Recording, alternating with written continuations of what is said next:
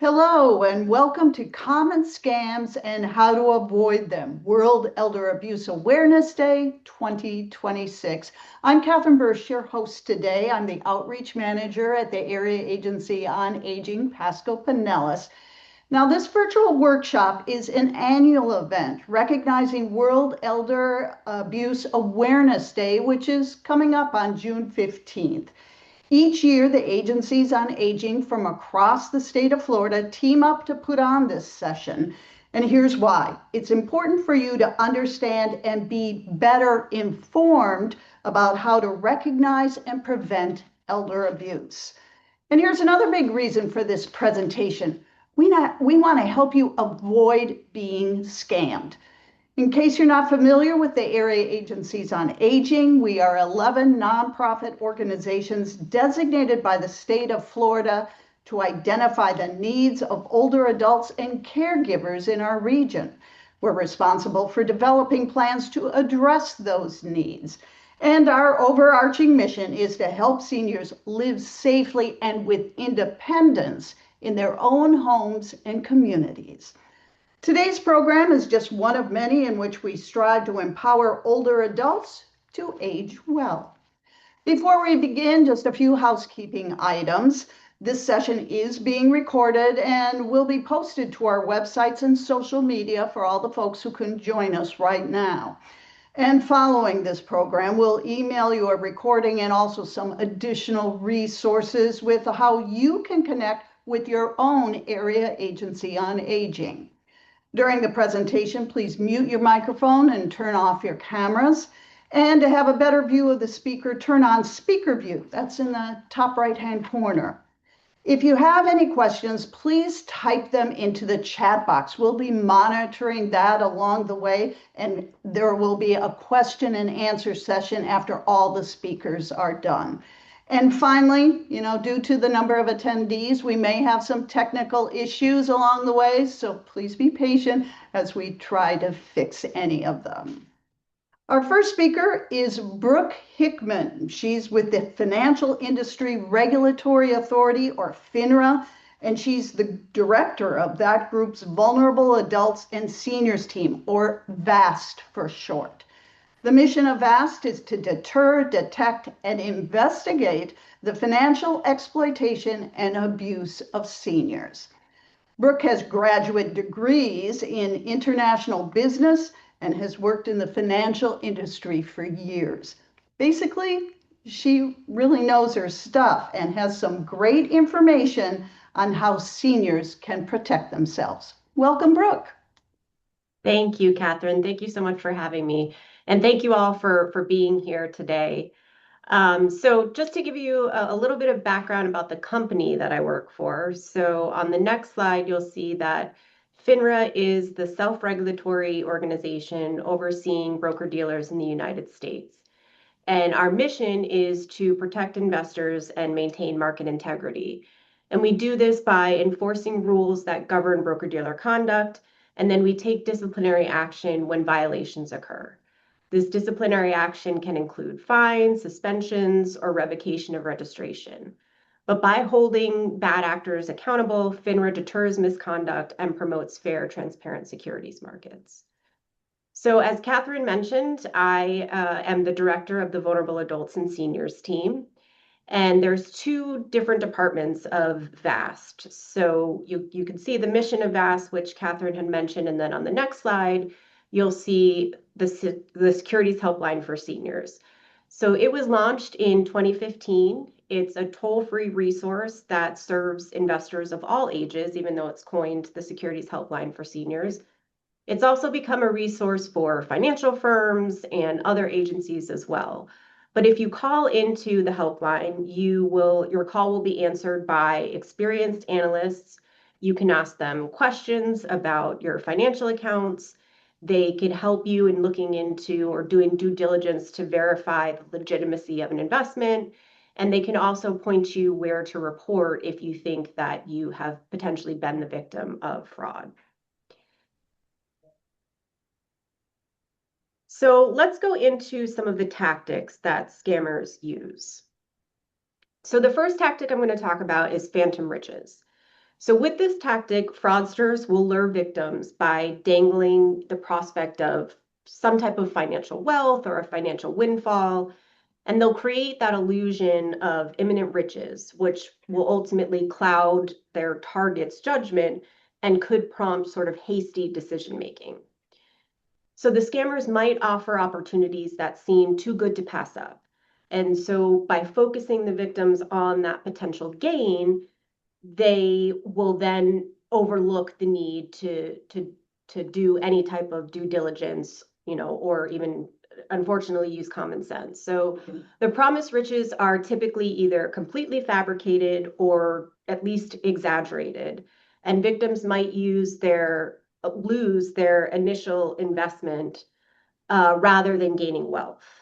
And the red flags of phantom riches are the pressure to act quickly before the opportunity disappears, guaranteed high returns with little or no risk, exclusive or limited access to this opportunity. They likely won't give a very detailed explanation of how the profits are generated and won't provide documentation or verifiable information for you to look at. The next one that I'm going to talk about is source credibility. So this is where fraudsters will establish or fabricate trustworthiness or authority to make their schemes appear legitimate. So they'll position themselves or their offerings as credible, and this will sort of lower their target's defenses and increase the likelihood of compliance. The scammers will create an aura of legitimacy. So they might leverage real or fake credentials or endorsements, but ultimately they're sort of exploiting the natural human tendency to trust authority and credible sources. And so then the targets are more likely to believe and then follow the directions from them. This creates a false sense of security that could ultimately bypass critical thinking and again, that due diligence. So common scenarios that use source credibility are impersonating government officials, regulators, law enforcement, or tax authorities. They might use official looking logos or documents, and they could even name drop prominent individuals or organizations that they're saying are associates or clients of theirs. So some of the red flags of source credibility are unsolicited contact from supposed officials or experts, that pressure to act without allowing time to sort of independently verify the claims, requests for unusual payment methods, or confidential information. And so it's important to always verify credentials, registrations, affiliations through official channels. So FINRA offers something called broker check, which allows people to look up their registered representative or their brokerage firm. They can see the licenses that they have, if they have a complaint history or certain other types of disclosures. The Securities and Exchange Commission also has a similar feature on their website where people can look up investment advisors and again, see their licenses and credentials, et cetera. But ultimately, it's important to directly verify from the claimed organization's publicly available website the information that you're being told rather than through the details that were provided by the person making the claim. The next tactic is social consensus. So this is where fraudsters will create the false impression that other people are participating in or benefiting from an opportunity. And they'll manufacture that sort of social proof, which exploits the natural psychological tendency to trust what appears to be popular or widely accepted. They might fabricate evidence that others have bought in and profited from the investment, which then will make the target feel that they're joining a successful group rather than being singled out.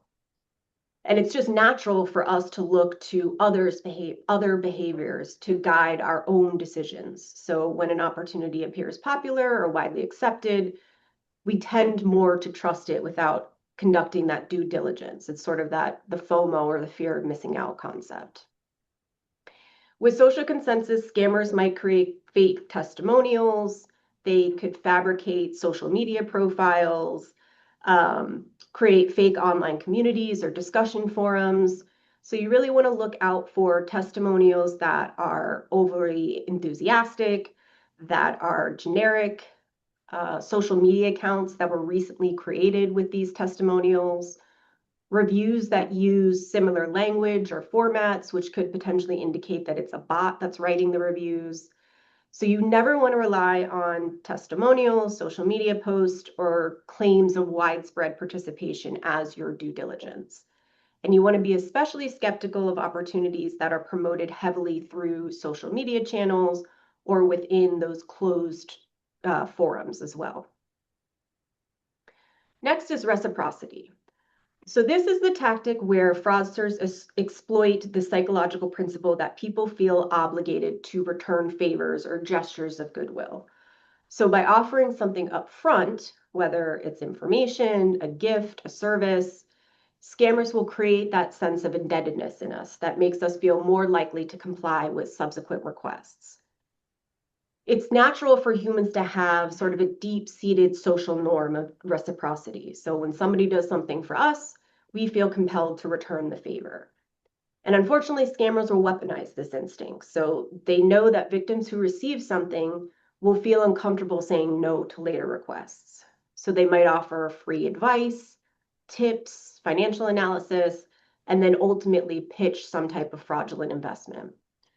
They could also offer free meals that then lead to high pressure sales tactics.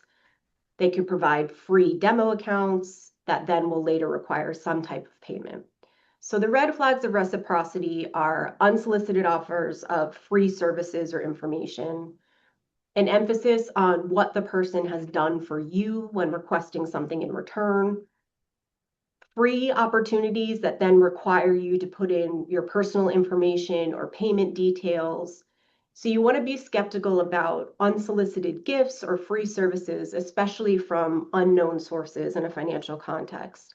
And recognize that you have no obligation to reciprocate regardless of what was offered. And legitimate financial professionals don't create artificial debts. Then there is scarcity. So scarcity is where fraudsters create artificial urgency by claiming that an opportunity is limited in availability or it's time sensitive, it's about to disappear. So by suggesting that the supply is restricted or the window is closing, they pressure the victims into making hasty decisions without, again, that proper due diligence. People place a higher value on things that appear rare or hard to obtain. And so when they're faced with the loss of an opportunity, they will often abandon, analysis in order to take immediate action to secure their position. The red flags of this are high pressure tactics that require immediate action, resistance to allowing time for review of documentation or independent verification or consultation with somebody else. They might say that there aren't written materials that you can review at your own pace, discourage you from talking to other people.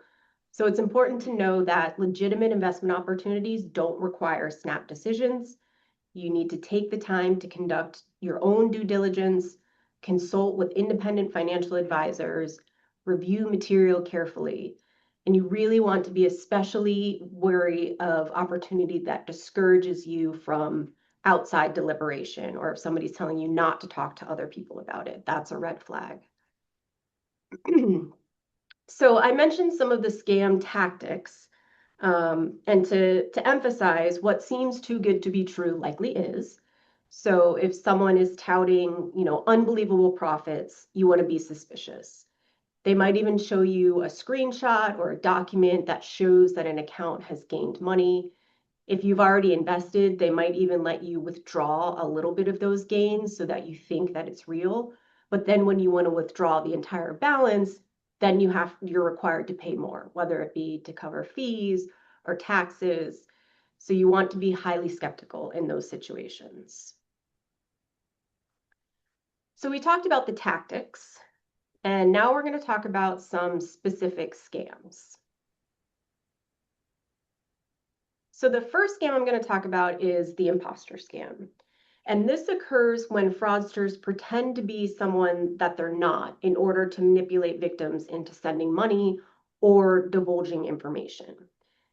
Common types of imposter scams are government imposter scams. So you could be contacted by somebody claiming to be from the IRS who threatens to arrest you for unpaid taxes.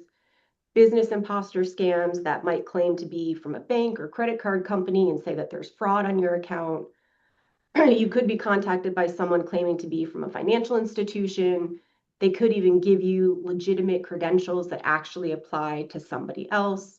So it's important to independently verify the information on the company's official website using a phone number on the company's official website as well. But ultimately, if you're contacted by somebody like this, you want to slow down, don't act immediately. Government agencies aren't going to demand immediate action. They're not going to request payment in gift cards or cryptocurrency. So my biggest tip is don't answer calls from numbers that you don't recognize. Just let it go to voicemail. Don't respond to texts from unknown numbers, even to say, I think you may have the wrong number. Just delete it and go about your day. The next scam is social media investment club scams. And this is where scammers use social media platforms to recruit victims into fake investment groups or clubs that then tout those extraordinary returns. So they'll position the group as exclusive, where members share investment strategies, they profit together. People in the supposed club might post pictures, sort of displaying their wealth, share screenshots of their profits, etc. And they'll use the scam tactics that I mentioned before, that phantom riches, source credibility, social consensus, etc. The conversation typically will start on the social media platform, and then eventually they'll tell you to move the conversation to WhatsApp or some other encrypted platform. So you really want to be wary and cautious if they're asking you to move the chat outside of a social media forum. So in this slide, you can see a WhatsApp message that my coworker actually received. And so it's an investment club. It's saying that the group bought the stock and now have a 49% return. And then it says that tomorrow's trading plan expects a return of 15 to 25%. And they claim to have knowledge of what's going on in the industry, so they know that this to be true. So this is called pump and dump. And so through the investment group, they're explaining which stock or cryptocurrency to buy and when. And then when the victims buy the stock or cryptocurrency, it'll artificially inflate the price. And then the scammers will quickly sell off their holdings. And those still holding the security or cryptocurrency lose their money when the price crashes. So this is something that you want to be careful of. If someone is asking you to move to WhatsApp and suggesting that you buy specific securities, that is a major red flag. Next is relationship investment scams. This can occur when there's unexpected contact through a dating app, through social media, networking sites, or even sometimes those wrong number messages. The initial conversation will focus on building rapport. They might learn things about you from your social media or your online profile, where you went to college, what sports team you're a fan of, and then they claim to be an alumni from that college or a fan of that sports team. They'll start to share personal information with you to sort of create an emotional bond. And then once that trust is established, they'll casually mention that they have had success in some type of investment. Again, they might share doctored screenshots showing the profit that they have made, and then they'll guide the target to a trading platform or investment opportunity and encourage them to invest increasing amounts into this opportunity. And then ultimately, when the target wants to withdraw money, that's when the problems arise. So they'll be told that they owe taxes or fees in order to withdraw the money, but each payment will lead to a new requirement, and then eventually the scammer will disappear. So it's important to be cautious with online relationships. Never invest based on someone's recommendation alone. You always want to discuss with a trusted friend, and always, always be wary of unsolicited contact. Next, I'm going to talk about support center scams, which are also known as tech support or fake customer support.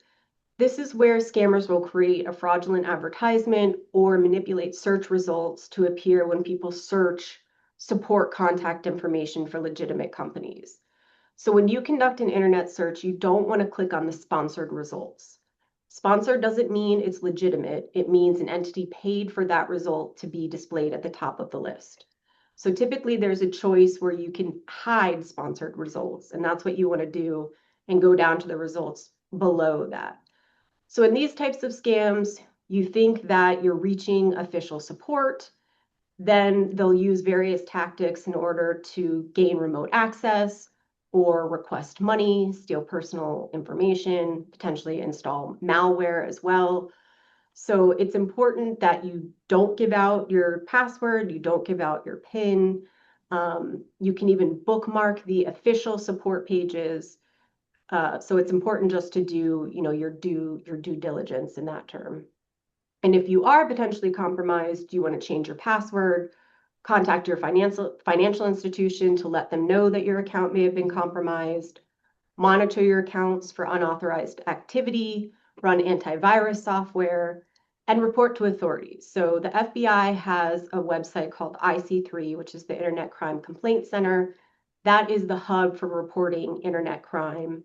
And you could also contact local law enforcement, the state attorney general. Those are all resources. There are some other cyber-related scams as well. They are, account takeover, email compromise. But the key takeaway is that real companies don't request payment via gift cards or cryptocurrency. Urgency, the need to act fast, is always a red flag. Don't respond to unexpected texts or calls from unknown people. And there are ways to protect yourself. You just have to be vigilant. Don't keep things secret. Make sure that you're talking to your network and that you're taking that pause and ensuring that you're acting, vigilant. Thank you. Well, as promised, some very super information, Brooke. I know myself, I get those spam messages all the time. That last one, the toll thing I've gotten, you have unpaid tickets, the whole shebang. Just be very skeptical about everything that comes your way if you don't know the person. And once again, I just want to remind folks, we are going to have a question and answer session after all the speakers are done. So put any questions you have into the chat and we'll get them answered later. Our next speaker today is Sarah McElrath. Sarah is the managing attorney of the Florida Senior Legal Helpline at Bay Area Legal Services. Sarah received her law degree from the University of Florida and has worked for several legal services agencies. Sarah, thanks for all you do to help seniors, and tell us more about what you do in the helpline.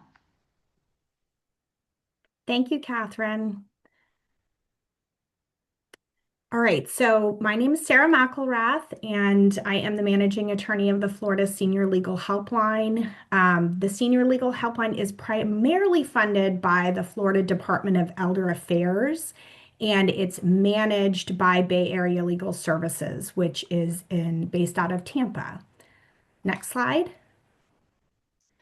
So for those who have not heard of the Florida Senior Legal Helpline, we've been around for over 20 years. We are statewide, so anyone in the state of Florida, or if you have a legal issue in the state of Florida, can give us a call, and we provide free legal services, and we handle civil legal services. So we don't do any criminal. We also don't do any immigration or med mal or personal injury, anything that's fee generating, but pretty much everything else you can give us a call and we can advise you on. Next slide. So who is eligible? Anyone who is 60 years of age or older, who is under 300% of the federal poverty level. And before I worked for Legal Aid, I did not know what the federal poverty level was or what that means. So what that equates to is that for one senior, that would be $45,000 annual income or less. And we do not have any asset restrictions. And that's really important because there's a lot of seniors. We have snowbirds that are here. We have a lot of people that are on fixed incomes that worked very hard to maintain a nest egg, and we do not count that for eligibility. We will get that information from you, and the main reason is because we need to figure out if we can provide additional resources and if a senior would be eligible for additional resources. Next slide. So who are we? There's about 10 of us that are on the Senior Legal Helpline. I'm the managing attorney. We have 8 part-time attorneys and an administrative assistant. And many of the attorneys have been with us for a long time. Many were working for Bay Area Legal Services and decided that they wanted to work part-time instead. So they have extensive experience. As you can see, the average attorney on our line has 24 years of experience. We have several attorneys that are in the 40 and 35 years of experience. So you're not getting someone right out of law school that you are talking to. You're talking to experienced attorneys who can really ask the right questions, get the facts that they need for this specific issue, and give you legal advice in real time. So we have pretty high demand, as you can see. This year, we're looking like we're going to have about 53,000 phone calls. And as you can see from this chart, we have doubled in size or in calls since 2020. Seniors are a lot more comfortable calling on the phone, getting advice. The fact that we can do it over the phone is really helpful for seniors, especially those who are in rural areas and more remote areas, or if you're having medical issues. It might just not be realistic for you to get in and see someone in person, but you can talk to them over the phone. So it's really jumped up a lot in the last 5 or 6 years. So how does it work? So I'll give you the number at the end. That's probably the most important slide. But what happens is that you call in, and we have a group of screeners that take these 53,000 calls and determine who is eligible for services. Now, you are going to be asked a lot of personal questions, and some people are not comfortable giving those. And this is a double-edged sword, as we heard from Brooke, right? Like, we don't want to be giving out personal information. Definitely not to people who have like contacted you, but you are reaching out to the Florida Senior Legal Helpline, and we do need some of that information in order to proceed. Since it is a free service, our funders require that we get that information. Some seniors are not comfortable, which we totally understand. And in those cases, we can't set an appointment, but we will provide resources to those callers at that time. Next slide. So if you're eligible, an appointment will be set with one of the attorneys, and the attorney will call you on that day and get as many facts as they can. We do sometimes talk to agents, so powers of attorney who are trying to assist, but we will require that the agent provide the power of attorney ahead of time, and it has to be reviewed for validity and cleared. Otherwise, we have to talk directly to the senior. Now, we have some clients that want someone to help on the call, and that is also a possibility, but we have to talk to the senior first just to make sure that they understand and they waive any sort of attorney-client privilege. We just need to make sure that they're not in a situation where someone is providing information or undue influence. We want to make sure we are answering the senior's questions. So we'll get all that information, and we answer your questions in real time. So during your appointment, we will give you legal advice. We will give information about proceeding either pro se, which means without an attorney. There's a lot of things that seniors can do, like information is power, and you really can do a lot of this on your own. And some of it is talking about whether or not it makes sense to proceed. There's a difference between right and wrong and legal and illegal, right? And if you are looking to proceed with a legal action, one, there has to actually be we're going to tell you whether you're going to be successful or not, probably, right? We can't tell you what a judge is going to do, but you also have to weigh the time and energy and effort in proceeding with something. So if someone owes you money and you sue them and you get a judgment against them, but they don't have anything, right? They don't have any resources or anything, you might not collect on that judgment. So did you win? Yes, you won, right? A court said they owe you that money, but you will not see that money again, right? So talking through whether it makes sense for you to spend your time and energy, that's another thing that we do. Next slide. A lot of people call us because they want representation. And I want to be clear about this. If we can refer it, we will. That being said, we refer about 10% of the cases of seniors that we talk to. And the reason is because we provide a service that doesn't have asset restrictions and does have a higher income threshold. When we're referring to a free attorney, that is typically a legal aid organization, and their grants and their rules are going to be different than ours. So there's a lot of seniors that unfortunately are not eligible for a referral. That does not mean that we're not providing resources and that we are not providing information about private attorneys. We also recognize, though, there's a huge gap, right, in the United States over people who can afford attorneys and who can't. And just because you're not eligible for legal aid doesn't mean that you cannot necessarily provide or that you can afford a private attorney, right? And we recognize that. So we are trying to give you as many resources and as much information as possible in order to take that next step. And that next step might be talking you through how to file an answer, how to file a complaint with someone. And we recognize it won't be finished in that hour, right? So you can always give us a call back with the next step. It's not like a one and done type of a thing. You can keep our number. Next slide, please. All right, so what type of cases do we normally see?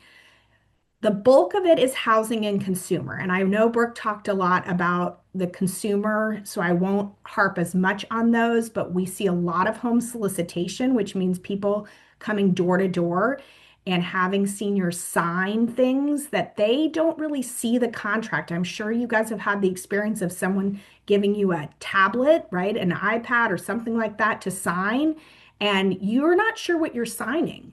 The problem is you are stuck with what you sign, right? The terms of that agreement, if you sign it, a lot of times they have you, and it's very difficult to then backpedal, right? So Brooke was talking about making sure that it's not now. You can ask them for a copy, they can send it to you, you can review it. You don't need to feel pressured to sign anything. The promises that they're making, they might be semi-true, right? A lot of our seniors we see get solar panels installed and they're told, oh, they'll pay for themselves and you'll get a tax credit. And for some people, that's true. For a lot of our seniors, that's not, because they're on a fixed income, they're not paying taxes, so you don't get a huge tax break. And then you're stuck with solar panels that may or may not work. And it's a problem. They might mess with your roof, or there's a lot of different things. So you can look up if someone comes to your home, you can always ask for a copy. You can ask and look them up on like DPR. Like there's a lot of places that you can figure out information ahead of time. Do not sign anything without knowing what you are actually signing, right? The housing where we see a lot of exploitation is kind of twofold. And unfortunately, it's normally from people that you know, right? So let's say your granddaughter is going through a difficult time and she needs somewhere to live. And you're like, you can come stay with me for a while just while you get on your feet, right? You're not paying rent. I understand everyone has hard times. Well, now the granddaughter is like getting verbally abusive, maybe even physically abusive. You need her out of the house. And guess what? You call the police, they're not going to remove her from your home. She is a guest like in your home, and now you want her out, but she's been living there, right? She might have changed her driver's license. She might be getting mail there. And the cops, the police have their hands tied. They can't just remove that person from the home. So if they're being violent, there's ways to get them out sooner, right? Yes, there's the police, but we find that a lot of grandmothers do not want to call the police on their granddaughters. They just want them to leave. So we have something called an unlawful detainer in Florida, right? That you can file. It's similar to an eviction, but it's for people who are not paying rent. And you're saying you were a guest, you are no longer welcome, and I need you to leave my home, right? And the judge will order that they are removed from the home. So that's kind of where we see elder exploitation with housing. Also, we see where seniors have signed their homes over to family members, friends, trusted individuals. Sometimes they do it on accident. They do not realize what they're signing. Sometimes they're doing it on purpose because they want that daughter to get the house when they pass and they don't want them to have to go through probate. And so they're thinking, oh, I'm thinking ahead and I'm being prepared. No, no, no, no. Okay, call us. We can talk you through ways to avoid probate, but you do not want to put your child or grandchild or anyone like that on the house. You can lose your homestead exemptions, your taxes can go up. If you need something done in your home and you're trying to apply for, let's say, SHIP funds through the county, if your daughter's on, you are not going to be able to get those funds until she's off. And once you put her on, she has to say, no, no, no, I'm good. I don't want the house, and actually sign a new quitclaim deed. So that can cause a lot of problems for people. We always tell people, do not put your kids or whoever you want to inherit on the home. In Florida, we have something called a ladybird deed. You can keep all your interest in the home and it can transfer on your death and it will not cause problems for you while you are alive. And so please, these are some of the things to call. And again, that's not even exploitation, that's just misinformation, right? But we do unfortunately also see ones where people have signed their homes away to people in their family who then evict them from the homes that they have lived in their entire lives. And it is a lot harder to unwind, right? So before you sign anything, please call us, please. Some of the other things we see with elder exploitation, powers of attorney, which I always recommend that everybody have a durable power of attorney. That's a document that in the event that someone becomes permanently or temporarily incapacitated, that someone else can act on their behalf. It doesn't take away any of your rights, right? It just allows someone to act as an extension of you. And it's a really important document. We had a client just this week that contacted us. He's the husband, his wife has dementia, and the landlord is requiring that she sign the lease. And in order for them to renew the lease, they've lived there for 5 years. And the answer is he can't sign it because he doesn't have power of attorney. And then he's got to go through the courts to get guardianship. Now, in that case, we referred and we're trying to work with the landlord because it's subsidized housing for him to be and his wife to be able to stay. But it's really important to have someone that you trust, right? That's the big caveat because once you've given someone that ability to act on your behalf, they can do all sorts of things. They can buy cars, they can open credit cards in your name. And again, it's harder, much, much harder to unwind. So we do get calls where seniors want to revoke powers of attorney and get new powers of attorney. And that's one of those that we actually can refer quite a bit of the time. There's a lot of legal aid organizations that will do that for seniors if there's exploitation, regardless of income and assets. So again, you can always try and give us a call. And if we can refer, we absolutely will. All right, next slide. So how many people do we realistically assist? So we mentioned that we're on track for 53,000 calls. We're just under 3,000 in terms of seniors. That we have a lot more appointments than that. We typically book about a week or two out. Sometimes when we call, the seniors there's maybe they forgot about the appointment, maybe it has resolved itself, maybe they actually were over income when we start asking questions. But this is typically, as you can see, about the number of seniors that we're assisting. And then again, we're only able to refer about 10% out. All right, next slide. We have, and this is a little, I think this was from last week. So in the 20 plus years, we've assisted 42,786 seniors. So it is a great resource. Like, I hope you don't need it, but if you do, the next slide is probably the most important. This is our number. So please feel free to jot it down, to share it with people.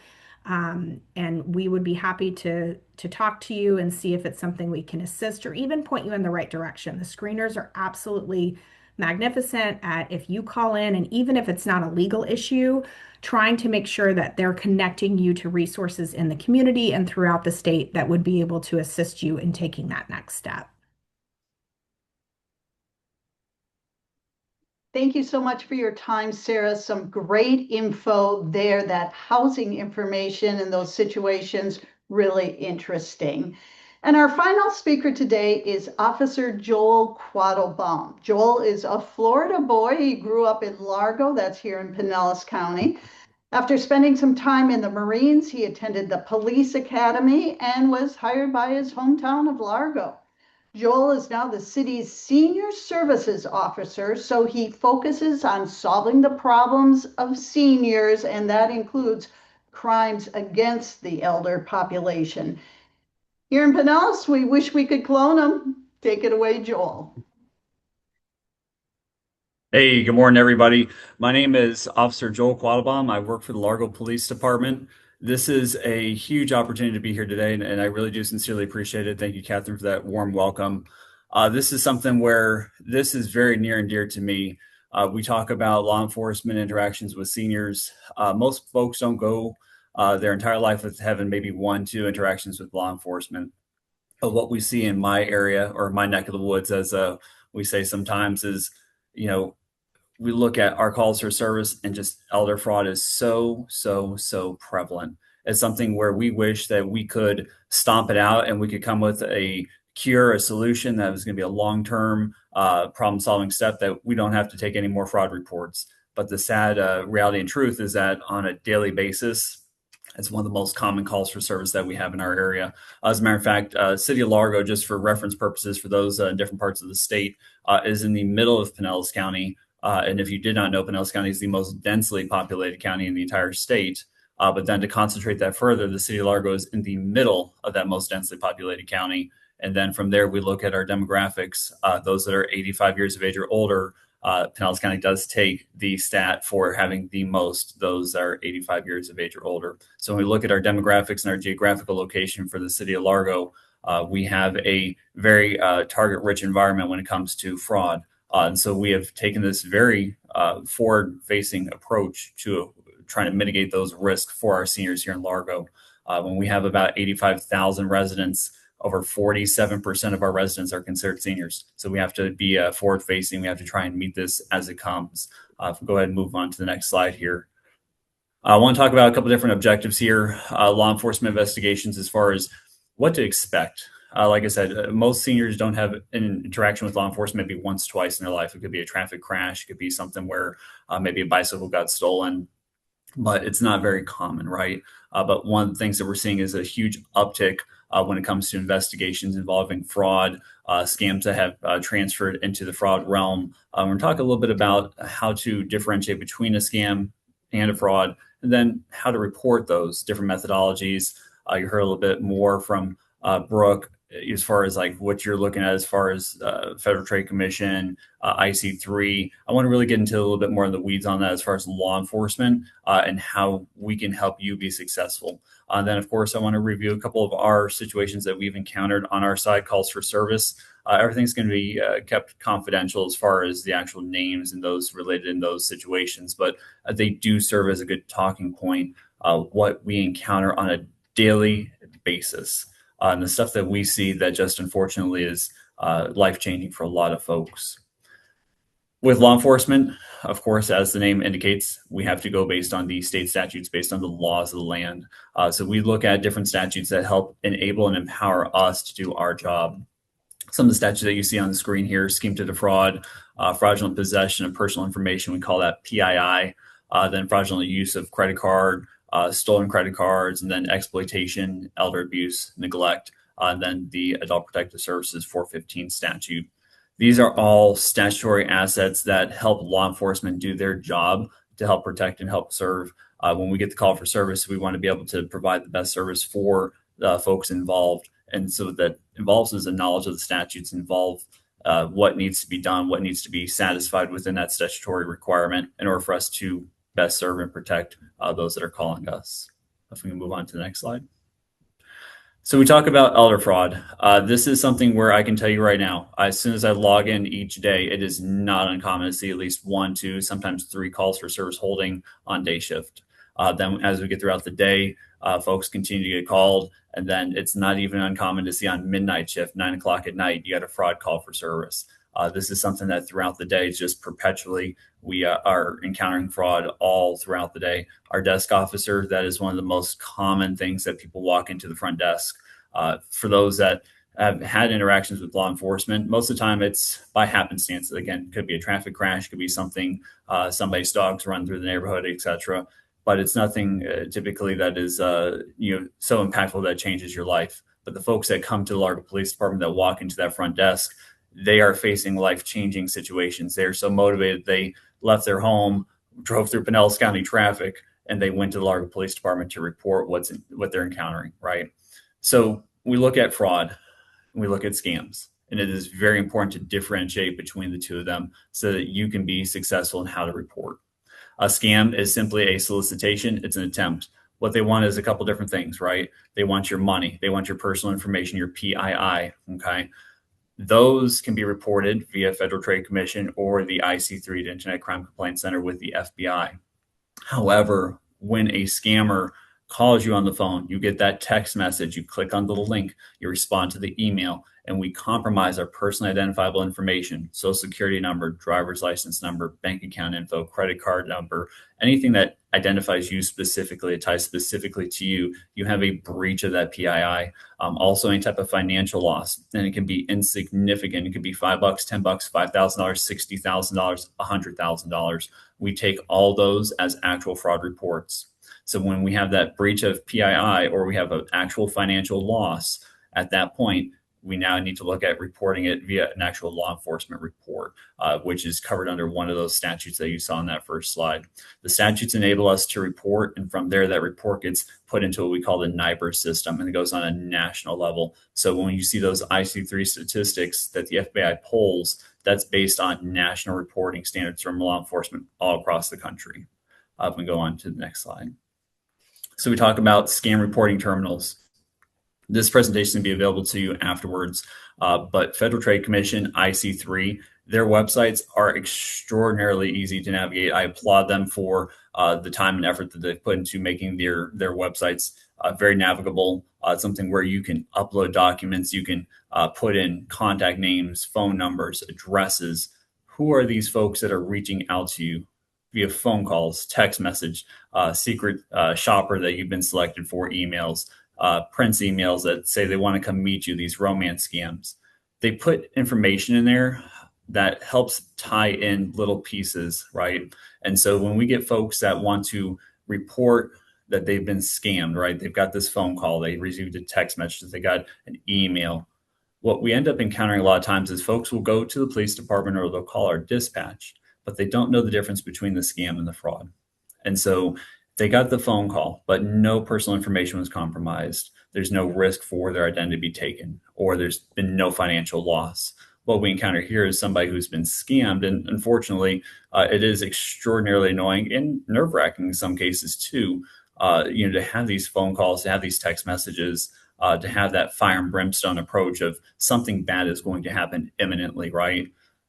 However, it's not something that's reportable under the law enforcement side as a report. So we give these reporting terminals, and their websites are, again, just extraordinarily navigable. You can put this person with this name, with this phone number, with this email address contacted me. And what that does is it helps law enforcement in the big picture perspective, right? So the Largo Police Department is in Pinellas County, Florida. However, fraud is not native endemic to Largo, Florida. It is nationwide and it is transnational. As far as most of the frauds that we see here, the money that gets lost is actually sent transnationally. It leaves the United States economy, and we have huge hits on that, which does impact our society as a whole. So these little pieces of information that you provide via IC3, via the Federal Trade Commission, all that ties in with our data analysts that we have on a national level. So when you think that you have something that's insignificant, it's not worth reporting, it's something that, it's not going to make or break anything, you might have a piece of information that ties into a much bigger puzzle. It's a thread, a string within a much bigger web. And so don't feel like it's too little or not enough information. The Internet Crime Complaint Center that the FBI runs is absolutely fantastic. I've had a chance to talk with some of the folks over at the FBI Tampa office. Their chief senior officer over there is absolutely incredible. When they get this information from all across the Tampa Bay area, they aggregate that data. And what ends up happening is they put this together and they publish it on a national level. So when we look at the elder fraud report, we've seen an absolutely huge trend, and it's not a good one, folks. When we look at from FY23 to FY24, we saw a 33% increase in our frauds. We went from $3.4 billion to $4.9 billion, and it just continues to rise. Now we're into FY25, and the numbers just continue to increase. We see a huge disparity when it comes to reporting. When you go from the 30-year-old range, 40s, 50s, but for some reason, once you cross that 60-year-old threshold, that's where we see massive jumps in loss. You go from 1.2 billion up to like $4 billion. And it's just, why is there such a huge disparity? Anytime I talk to groups or I talk to families that are going through the fraud situation, I ask, what is it that they were targeting? And there's a common thread, folks. It's not ageism. It's not, necessarily isolation. It's not, lack of knowledge on technology. Those might be situationally accurate situations for some folks. But the reality is this: 60 plus, there's money in that situation, right? We have folks that have investments, 401c3s. We have, we have investment accounts. We have 401ks. We have all these different accounts, these 457s. The folks that you are talking with are very different than the folks that the 20, 30-year-olds that are working 2-3 jobs are talking with. They're going to Wells Fargo. They're going to Bank of America. When you look at the investment accounts, you got, all these different investors that have tens, hundreds, millions of dollars put into these accounts. And these scammers are just trying to get into those. They want you to liquidate those accounts. And the damage can be done. And the problem is that money gets sent. What we see on our side here is the complaints that get reported to the IC3, largely underreported. The folks that come to Largo Police Department, largely underreported. Even though we see all these calls for service holding on our call screen, the MDT never stops, largely unreported. When we look at our crime trends, they're going up, but even that is largely unreported. These scammers want your money. They want your information. They want your information so they can get more money from you. These folks come from areas that are very disprivileged, Dominican Republic, Horn of Africa. We see trends that are coming from Canada still, over in Jamaica. You see it over in India, Pakistan. The money that leaves our U.S. economy is absolutely incredible to think that that is no longer a part of what's sustaining America. So we look at, next slide, if you can go through there. We look at our stats and we look at the scams that we're seeing, just like you heard from Brooke. They are going to try and do a couple different things to get into your finances, to get into your life. I call them doors and windows.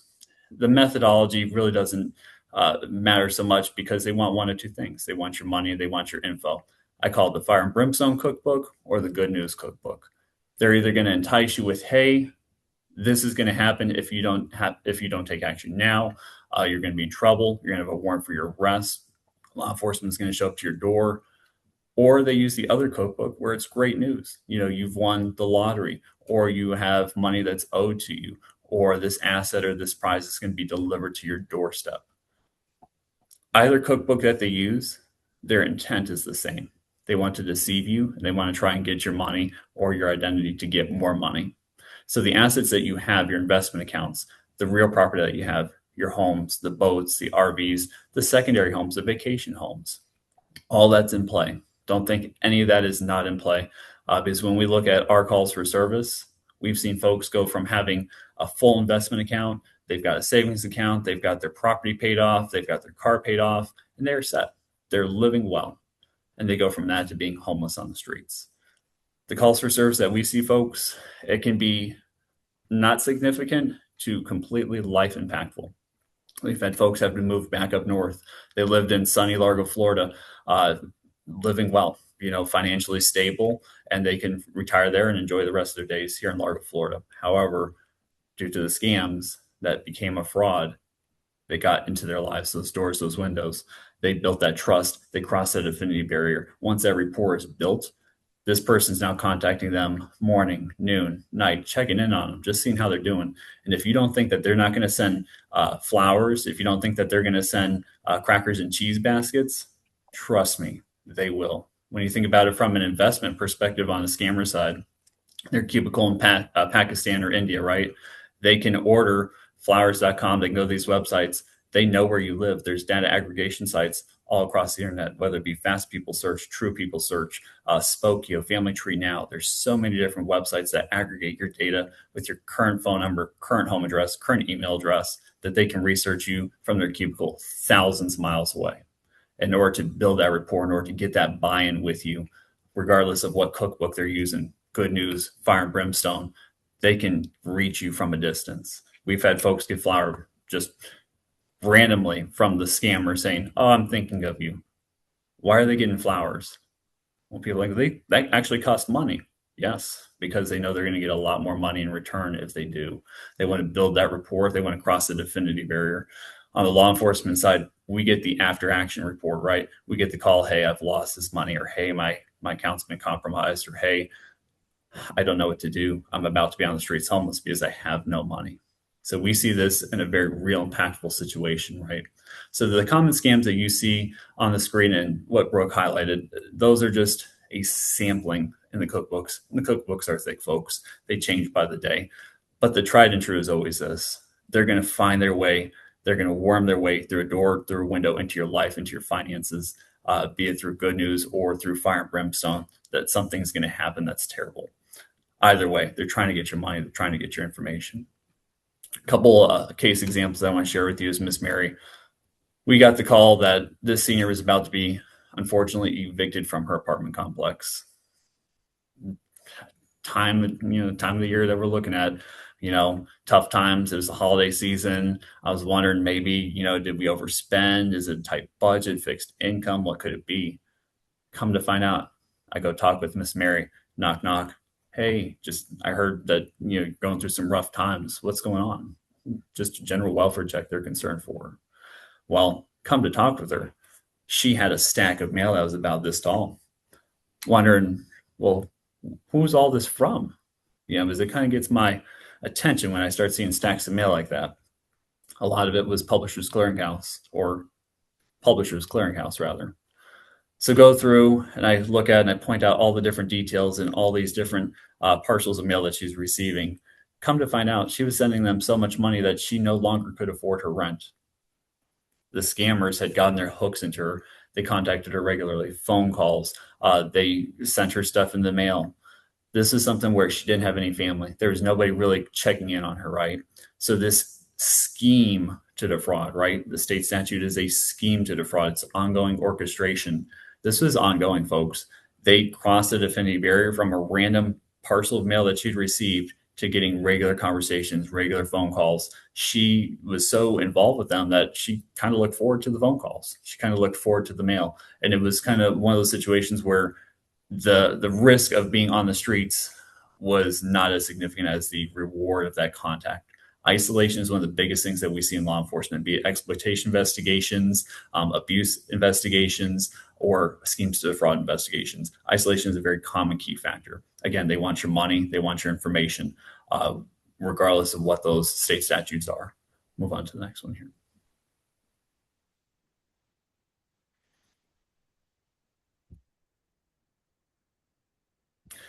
All right, so let's talk about exploitation of the elderly real quick here. That is a lot of information on the screen. Again, this presentation will be available to you later on.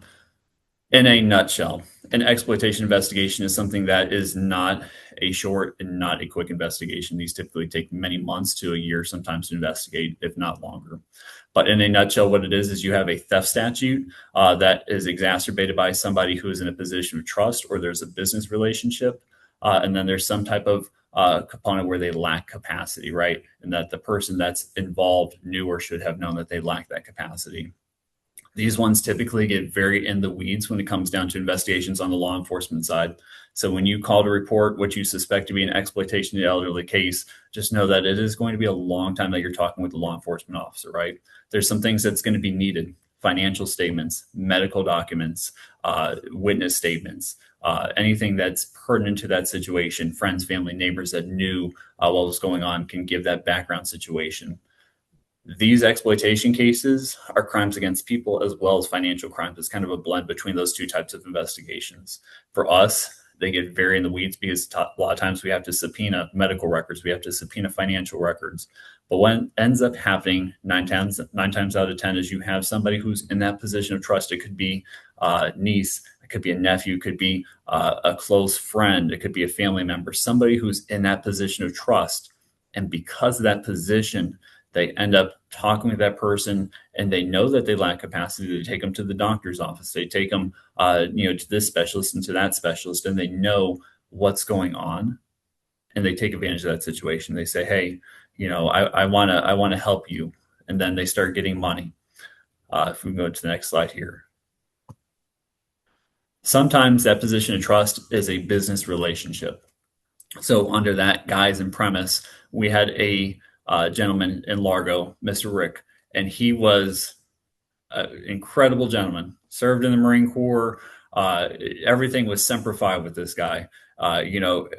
Just you talk to him, and he had all the little Marine Corps Eagle Globe and anchors all around his home, all the flags, all the insignia. He was so proud of his service. It was a pleasure to talk with him. However, within the course of about a 5-minute conversation with Mr. Rick, I had to give him about 15 business cards. That was, for me, the first clue that there might be some level of cognitive decline. Okay. So talking with Mr. Rick, come to find out, there were concerns by the neighbors that he was going to be, destitute pretty soon, because they kept seeing these folks come around the mobile home park. So this was a situation where the neighbors saw something, they said something. It was phenomenal that they did, because Mr. Rick would not have otherwise. Cognitive decline was extraordinarily advanced. But what ended up happening is we had this series of folks coming in from different counties, and they had their old Chevy pickup truck, and they had a bunch of frozen meat on the back, buy steaks, buy lobsters. And so prime target here, somebody who's isolated, somebody who has cognitive decline, and they saw that situation and they took full advantage of it. He would write out checks for steaks, for lobster, eventually progressed to the point where it was just for cash. They actually sold him a freezer at some point. So we're looking at tens of thousands of dollars for steaks, lobsters, freezers, and then ultimately just to cash. And at one point, we get a call from one of the neighbors saying, "Hey, they're there right now. We need you to come." So we go out and we respond out to that scene, and we make contact with these folks that are there. And like, "Oh yeah, that's my dad." I don't think so. No relationship whatsoever, except for their business relationship and the profitability on somebody who had extraordinary cognitive decline and somebody who served our country for over 20 years. Needless to say, they ended up going to jail. That was a pretty straightforward exploitation of the elderly case, simply because Mr. Rick had exemplary record-keeping skills like any good Marine would have. He had a checkbook, and he had all those documents in place, cognitive decline documentation as well. So between all those different elements, we were able to get that prosecuted with the state attorney's office for an exploitation of the elderly case. One of those just deplorable situations where somebody saw an opportunity, took advantage of it. Again, folks, they want your money, they want your identity. Okay. Always try and safeguard those, because that's exactly what they're trying to target. No matter how nice they may seem, we see it every single day. If we want to move to the next slide here. I just want to end with this, is that on the law enforcement side, these investigations are extraordinarily common, unfortunately, be it a scheme to defraud or a scam, turned into that fraud, personal information was compromised, money was sent, gift cards, actual cash. People have been buying gold bullion as of late and sending that out. Regardless of what ends up happening, we see this every day, and it's something where please, please, please report it. The law enforcement in our area here are trained, because this is, again, a huge demographic within Pinellas County and within Largo, to look at what is the big picture here. How can we actually help this person? Is this fraud that we're taking simply a report, or is it something that's indicative of a much larger situation? Does this person have no connections outside of their home? Are they isolated? Do they have a difficult time accomplishing their activities of daily living? Can we partner with the Department of Children and Families to get in-home services? How can we help support this senior so that way they're not struggling, they're not going to have a recidivism and have another fraud situation where they get leveled even further? Ultimate objective is to be that pre-crisis intervention, if at all possible. Think of everybody that's listening to this presentation today, all the information, knowledge, be it on the law enforcement side, be it on the scams, on the frauds, how to report, senior legal helpline. Think of yourselves as a candle, because with a candle, you can light that candle and share that light, and you can brighten a very dark room, and it costs absolutely nothing. law enforcement, senior legal helpline, FINRA, everybody's here to help support our seniors in the community. And it's something where it's an absolute honor and privilege to be here today. And I do hope that you'd reach out if you have any questions following this presentation today. Thank you so much for having us. Thank you so much, Joel, for that vital information and for the work you do in our community day in, day out. I thought it was really interesting, something I never thought about before. I always figured seniors were an easy mark, but seniors, in some cases, are where the money is. So that's why they're such an attractive target as well. Now, as promised, a chance for your questions. Our workshop helpers will read the questions that have come in on the chat for our experts to answer. Hi, everybody. My name is Gabby, and we got a few questions in so far. Just like Catherine mentioned, please feel free to drop your questions below in the Q&A box. We got one question from Mr. Yosh. It says, what's the FBI website to report potential scam or loss? If any of our speakers want to help us get that question answered. Yes, it's ic3.gov. Okay, thank you. ic3.gov, that'll help you report potential scams or losses. And then going back, we have a note from Miss Susan. She said, this is great information. Thank you. And please remember, you can drop in your questions at the bottom. We got another question from Miss Erica. She said, can the slideshow be emailed out to our attendees? The answer is yes, and we're recording it too. So we're going to send out a recording as well for everybody that couldn't make it. And then I see another question from Miss Christine. She said that in her area, Tampa Bay, there's a theater called Sages. They made an educational play called Phony Baloney, which sounds like a great way to get these kind of issues in front of older adults. Great group. Yeah, that's a great strategy. Using humor and theater to help build that rapport and get the information out. Yeah, Sages is a phenomenal organization within the Tampa Bay area. They do a lot of programs, not just for elder fraud investigations, but falls prevention, then safe driving as well. So that's definitely a great organization to help the community understand some of the things that affect seniors across the board. Absolutely. Right. I'm Andrea Spencer with Elder Source in Northeast Florida. We've got a few other questions here that came in. What are the most common legal issues you see when a scam turns into financial exploitation? And how can seniors respond quickly to protect themselves? I'm sure actually Joel and Brooke could probably jump in with that because there's definitely some overlap when I was listening to what Joel had to say. Do you want to go first?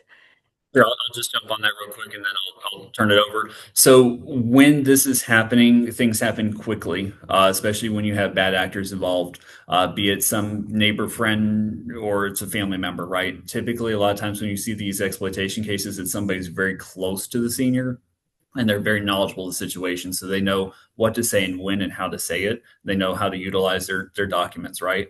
So we have powers of attorney situation. Again, not going to name names or get into the weeds on this one, but situations where POA can actually be used to transfer funds into somebody else's name and create joint accounts. We have a case right now where a lot of money was transferred, joint account, and then all of a sudden that money is now being utilized, but you have authorized users on that account. So money can be liquidated and moved if you have those documents in place. So be very knowledgeable of your power of attorney. And the most important thing is keep an eye on the accounts. Have that eye in the sky, that view looking down. Where is the money being sent to? How's it being used? And just know who has access, right? That's a big thing. These things happen quick. Once that money is gone, it's extraordinarily hard to recover it. We do advise people to put fraud alerts on their accounts immediately. There's a 1-800 number you can call and do that. And immediately we do that. Social Security, we tell them to notify them, their banks. There is a financial exploitation injunction that can be used as well to freeze assets. That's particularly helpful with what Joel was saying when it is an agent involved, because from a bank's perspective or anyone else that might have that document, they might think that that person can continue to act. And so that's a way to stop it in its tracks while we get the power of attorney revoked, we find someone else that may be able to assist. And that, so those would be from a financial perspective, two things. And I saw in the chat too, someone talked about the importance of isolation. And I can't harp on that enough because I do think that the isolation of seniors, and especially if they've lost someone they care about, the romance scams just are devastating. Share with your family, share with your friends, share if someone gets uncomfortable with that conversation, there might be a reason, right? And I have had clients that will tell me that they still love the person that has taken their home from them, right? They've never actually met them.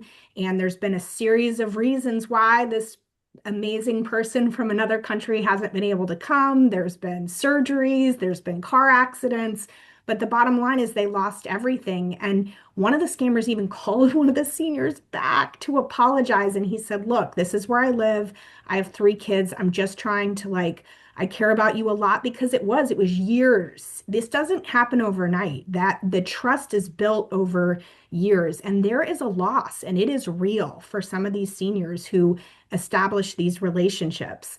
So please talk to your friends, to your families. Do not be embarrassed. I have a very good friend who is an ER doctor who got scammed by someone who said they were the IRS because it came through her phone as the IRS and she went to the store and started getting all of she was just tired and not thinking. She was giving them gift cards, 500. I mean, before her husband could stop her, she had given 500 three $500 gift cards. So this isn't just seniors, right? The way they do it is what Brooke was saying, where it's an urgency. They told her they were going to arrest her and she was like, who's going to take my kids? What am I going to do? Right? So this is real and you shouldn't be embarrassed. They are preying on everybody and they're good. They're really, really good. Yep. So So excuse me, we've yeah, got quite a few questions. We've got yes, about 20 minutes left, so I want to be able to get through yes. this is all really good, juicy information. So, I know that people really want to hear from you. So, I have a question. Cindy, thank you so much. You're starting to do presentations at local senior communities. Can you use this as your presentation? I think if you can reach out to us following this session, we can get that answer for you. And the video, it's not copyrighted by any means, and we're all here as public information. So I don't think the answer is going to be no, but we would also like to just double check on that. And then there is a phone number for the legal aid evaluation for services. Thank you, Susan. What would that be you, Sarah? The phone number for Yes. legal aid evaluation. That's 888-895-7873. And that's for the Florida Senior Legal Helpline. And again, this is recorded and it will be sent out as a recording and the PowerPoint slides and other resources that we will attach.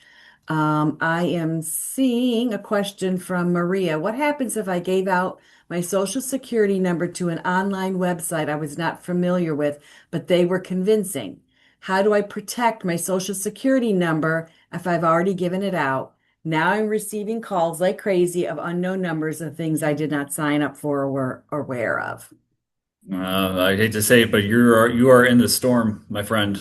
That is a situation. Once that's out there, you're going to be contacted morning, noon, and night. It is very hard.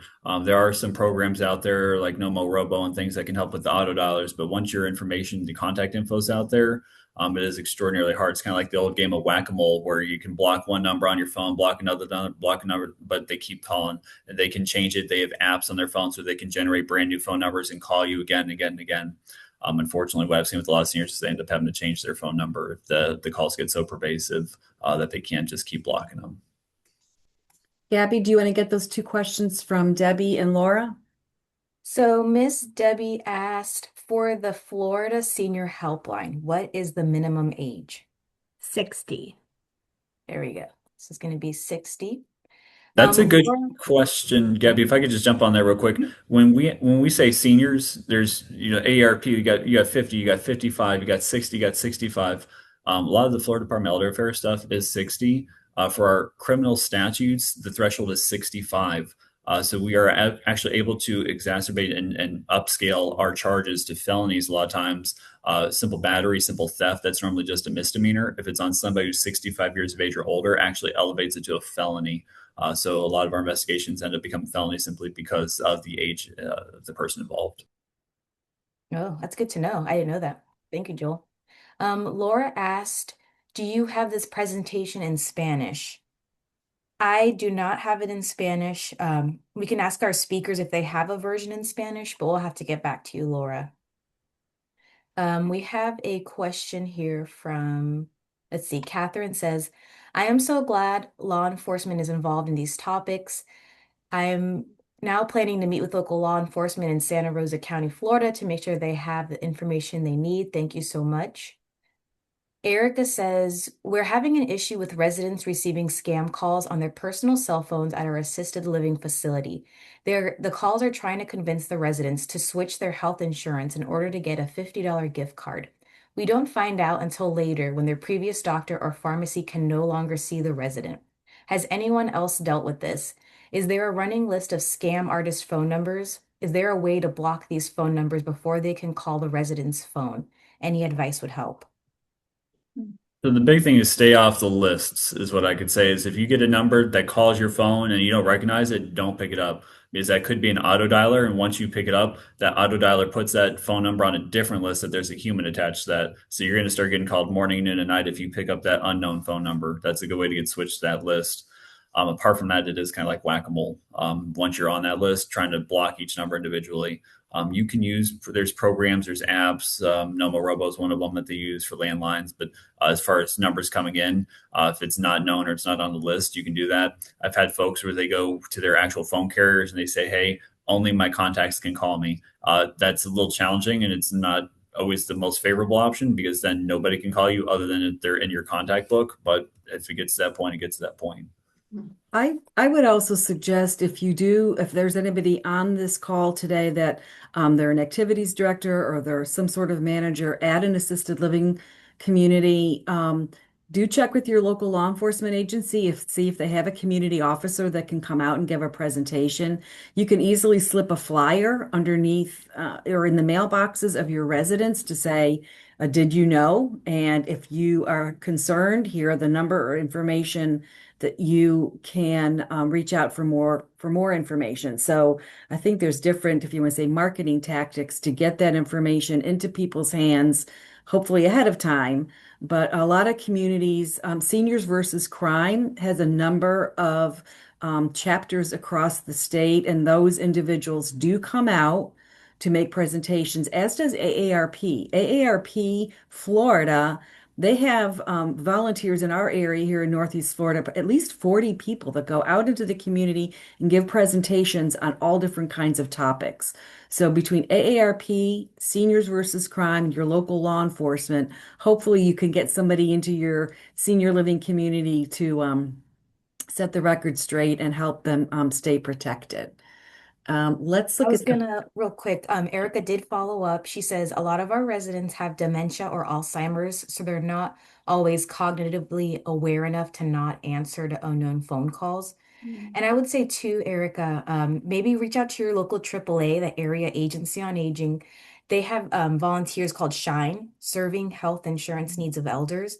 Maybe if you need to switch that plan back, a Shine counselor can help you for free. Or they also have SMP, Senior Medicare Patrol, which can help investigate Medicare fraud. And then Laura put in the chat too. She recommended the National Do Not Call list, which is also a good resource. Sarah, you mentioned a number when you answered that question as how to block, was it a number to block your number? I can't remember now. I meant to ask you that. I did not mention that. Joel, did you mention that? So thought that- it's not to block it. Nomo Robo, basically, it's one of the many apps out there. But what happens is a scammer tries to call or an auto dialer tries to call, and it calls your phone number, but it gets met with a message saying this phone number is protected by Nomo Robo. Please enter the following code 12345 or whatever. Being that it's a robocaller and it's not thinking, it can't do that, so it doesn't process it and it just goes to the next phone number. So it's one way to kind of mitigate the auto dialers. We have about 10 minutes for a couple more questions. Thank you, John, for this one. If you have been a victim of a crypto scam, can you get your money back? And how does the IRS look at this? All right, so I'll tell you in this one here, this is absolutely rampant right now with our investigative services division, the crypto scams that turn into frauds. Once that money is sent, it is extraordinarily difficult to get it back. It's not like a traditional wire transfer. We see those all the time to like Bank of Thailand and whatnot. Sometimes you can do a clawback on those, but with the cryptocurrency, once they have the code, it's over there. They have instantaneous access to it. That's why it's so pervasive. The scammers are using it even more than like the green dot cards now and iTunes gift cards. It's the cryptocurrency is absolutely huge. You'll have folks literally go to a gas station, go to the Bitcoin ATM, and start feeding in $100 bills.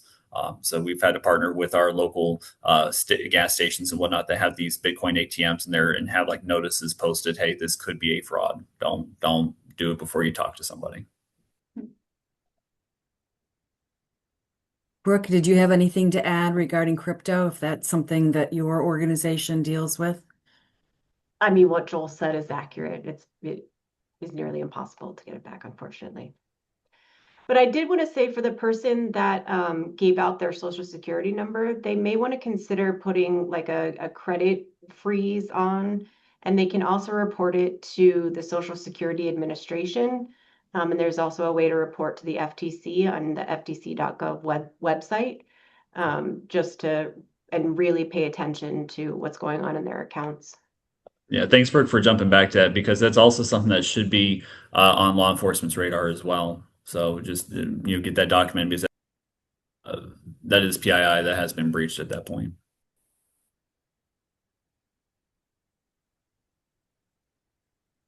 Okay. I think, Gabby, did we get all the questions? We have Is one from Susan. She says, is Nomo Robo available for landlines and cell? So yes, from my understanding, the landline is a free option. If you use it for a cell phone, I think there is a fee along with that.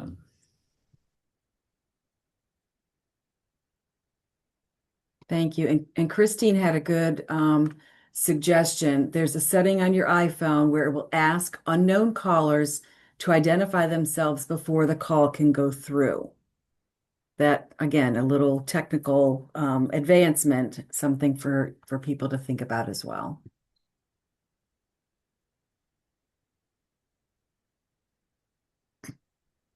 Gabby had mentioned Shine, Serving Health Insurance Needs of Elders. It's a statewide program where it's free and unbiased counseling on any Medicare questions. There are also volunteers. They are volunteers. They're highly trained. They're background checked. They are not allowed to hold an insurance license or sell you anything. So I would highly recommend you reaching out to Shine.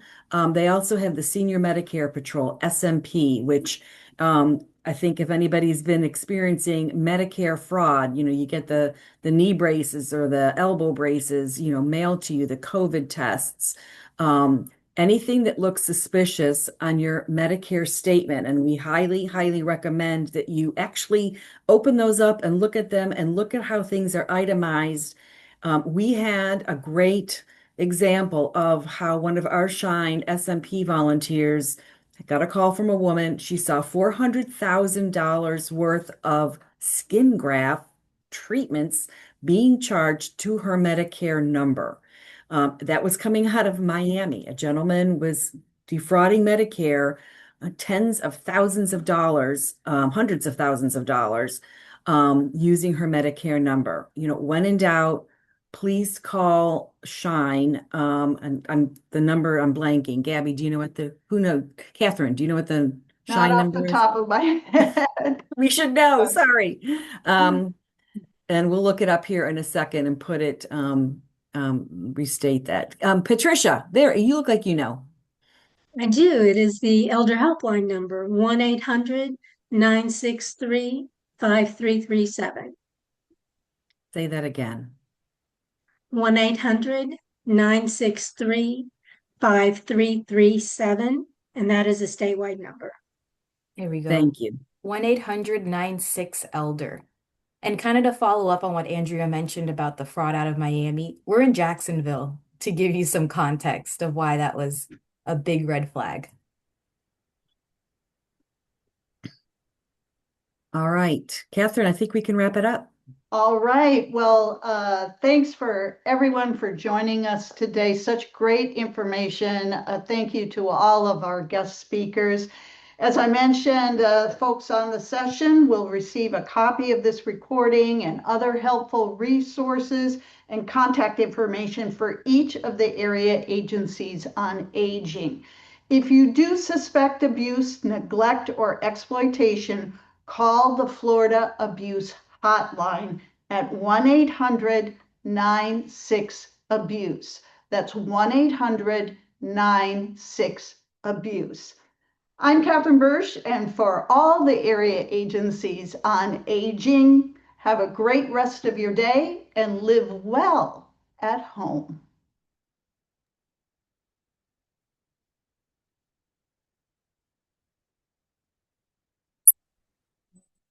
We will end the recording.